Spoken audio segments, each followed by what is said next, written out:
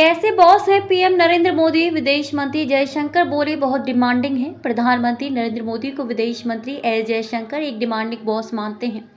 हाल ही में एक कार्यक्रम के दौरान उन्होंने ये बात कही। उन्होंने कहा कि पीएम मोदी के सामने बात रखने से पहले आपको पूरी तैयारी करनी होती है, क्योंकि वे पहले से ही तैयारी करते हैं। उन्होंने बताया कि पीएम खुलकर चर्चा करने का माहौल बनाते हैं और काम करने की आज़ादी देते हैं। आदित्य बिरला समूह की तरफ से दी जाने वाली छात्रवृत्ति के रजत जयंती समारोह में जयशंकर ने कहा, हर रोज मेरा अप्रेजल होता है। ईमानदारी से कहूँ तो वह बड़े डिमांडिंग बॉस हैं। मैं ऐसा इसलिए कह रहा हूँ क्योंकि वह तैयारी करते हैं। अगर आपको कुछ चर्चा करनी है तो आपको भी पूरी तैयारी करनी होगी। आपको पता होना चाहिए कि आप क्या बात कर रहे हैं।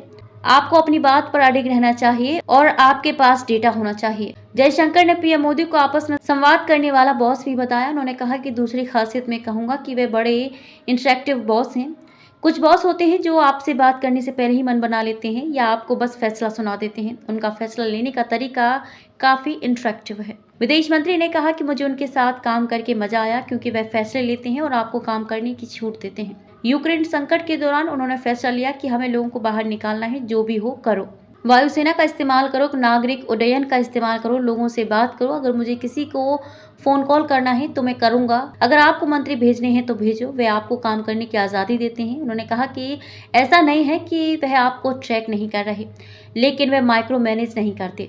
मुझे इस काम में मजा आया। अमेरिका चुनाव पर भी बोले जयशंकर ने कहा कि डोनाल्ड ट्रंप के राष्ट्रपति के रूप में वापसी के बाद तमाम देश अमेरिका को लेकर थोड़े घबराए हुए हैं, लेकिन भारत उनमें से नहीं है। विदेश मंत्री ने भारत अमेरिका संबंधों और ट्रंप की जीत पर कहा, प्रधानमंत्री नरेंद्र मोदी संभवतः उन पहले 3 लोगों में थे जिनसे नवनिर्वाचित राष्ट्रपति ट्रंप ने बात की। उन्होंने कहा कि भारत और प्रधानमंत्री मोदी ने कई राष्ट्रपतियों के साथ तालमेल बनाया है। उन्होंने कहा, आज बहुत सारे देश अमेरिका को लेकर घबराए हुए हैं, लेकिन हम उनमें से नहीं हैं।